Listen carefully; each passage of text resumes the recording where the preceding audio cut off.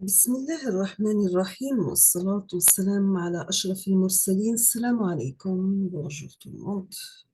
Aujourd'hui, on va faire la suite de la vidéo précédente. Solution des exercices sur le module traitement signal.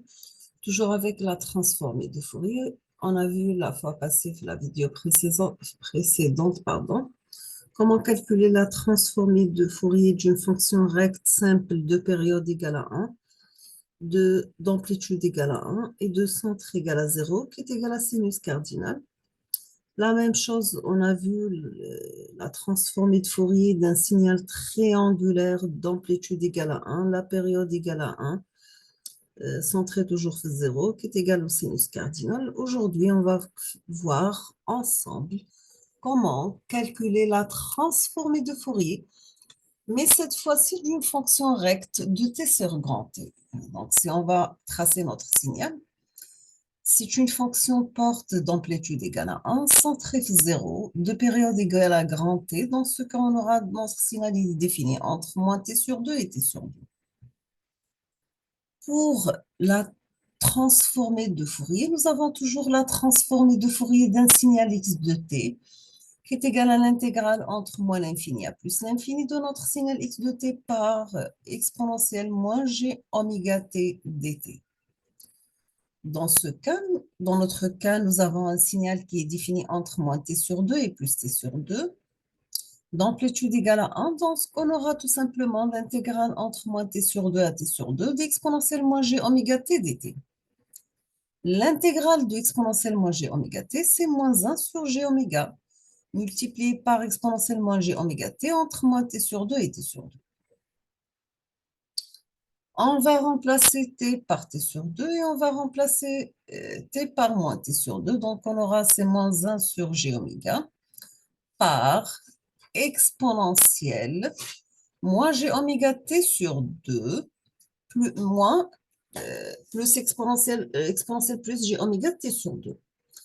Donc, la différence de deux expos sur g, c'est sinus. Donc, on aura c'est 1 sur g oméga, sinus oméga t sur 2 par 2g. On va simplifier le g avec g. Ça reste 2 sur oméga, sinus oméga t sur 2. Et on va remplacer oméga par 2pf. Dans ce cas, vous aurez 2 sur 2pf. Et on va simplifier le 2 avec le 2. La même chose pour sinus oméga t sur 2. Oméga t, c'est pf, 2pf. Donc, vous aurez 1 sur p à la fin.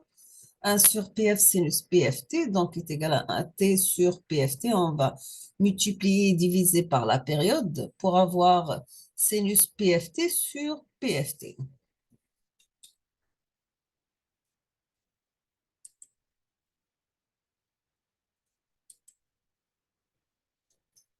Dans ce cas, vous aurez la transformée de Fourier de notre signal recte de t sur la période grand T qui est égal à t sinus cardinal tf. Maintenant, si on vous demande de calculer le produit de convolution entre deux signaux rects d'amplitude égale à 1, centré 0, de période égale à grand T, le produit de convolution de deux rects, c'est un signal triangulaire d'amplitude égale à 1, centré 0 et la période égale à grand T. Dans ce cas, vous aurez la transformée de Fourier, comme on a vu la vidéo précédente, la transformée de Fourier de tri de t sur grand T est égal à t carré, sinus carré, cardinal de ft. Si vous êtes intéressé, vous pouvez consulter la vidéo passée. On va voir maintenant la solution de notre exercice.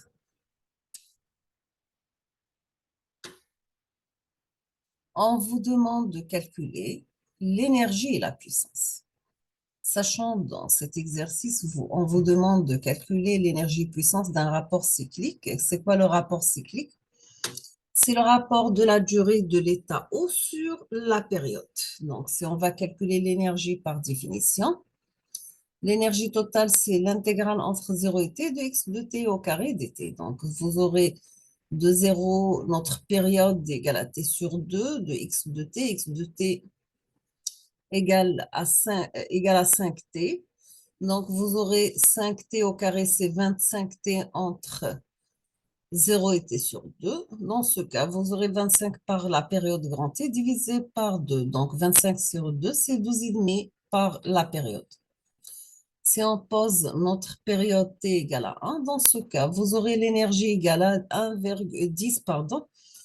Vous aurez l'énergie totale égale à 1,25 joules. Donc, c'est une énergie sur une période parce que l'énergie totale, on doit calculer un intégral qui varie entre moins l'infini à plus l'infini de x de t au carré.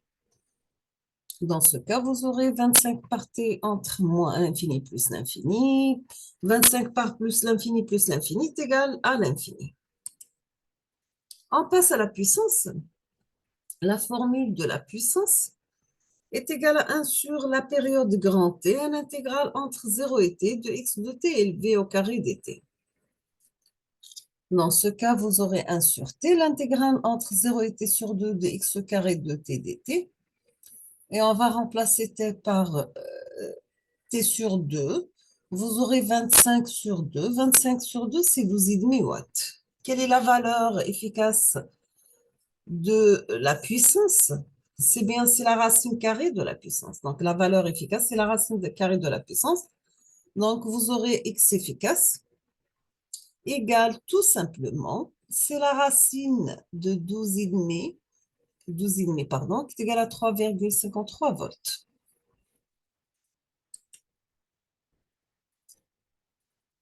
On passe à notre exercice. Cette fois-ci, on vous demande de calculer l'autocorrélation d'un signal S de t qui est égal sinus oméga 0t. C'est un signal périodique. Donc, l'autocorrélation, c'est la fonction Rx, x de taux.